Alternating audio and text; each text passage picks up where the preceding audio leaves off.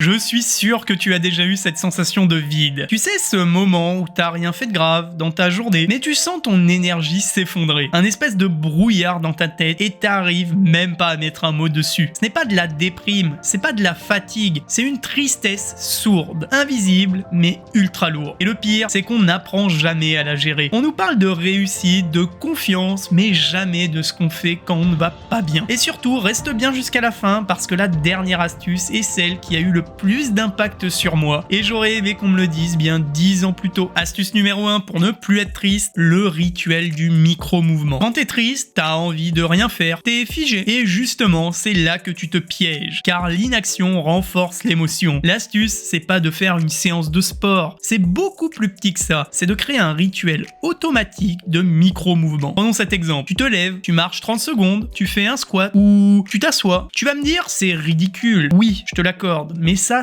active le corps. Et dès que le corps bouge, le mental suit. C'est un peu comme appuyer sur le bouton on d'une machine à laver émotionnelle. Une simple micro-action suffit à désamorcer l'immobilité émotionnelle. Et si tu veux une image, imagine que la tristesse c'est un peu de la boue. Tu ne bouges pas et plus tu restes, plus ça t'aspire. Un simple pas en avant, même minuscule, suffit à t'éloigner de la noyade. Astuce numéro 2, anti-tristesse, réécrire ton dialogue intérieur à voix haute. Est-ce que tu as déjà remarqué ce que tu te dis quand tu es triste? Comme je suis nul, j'y arriverai jamais, je gâche ma vie. Ce monologue intérieur toxique, il tourne en boucle et tu le laisses faire sans broncher. Mais maintenant, tu vas faire un truc bizarre. Tu vas parler à voix haute. Tu vas répondre à ces pensées comme si tu parlais à un pote. Exemple, ta tête dit je suis nul. Tu réponds à voix haute non, je me sens perdu. Ce n'est pas pareil. Et rien que le fait de sortir de ça par la voix, ça dégonfle la pression. Pourquoi ça marche? Parce que la tristesse, c'est un mensonge qui se répète en silence. Quand tu le verbalises, tu le casses. Tu le confrontes, tu reprends le contrôle, c'est comme dire à un cauchemar, parle-moi clairement, je t'écoute, et d'un coup, il perd tout son pouvoir. Astuce numéro 3 pour ne plus être triste, créer un moment capsule de beauté chaque jour. Celle-là, elle a l'air perchée, je te l'assure. C'est un truc que les japonais appellent le monono aware. C'est l'idée que la beauté est dans les choses éphémères, et que l'émotion la plus puissante, c'est pas la joie, c'est la mélancolie reconnue. Donc chaque jour, tu te crées un petit moment capsule, tu te poses, tu regardes la lumière du matin, tu sens le vent sur ta peau, tu écoutes une musique qui t'émeut, tu t'autorises à ressentir, à t'arrêter, à savourer et tu verras, ça reprogramme bien ton système émotionnel. Tu passes de je subis ma tristesse à je ressens la beauté d'un instant fragile. Et ça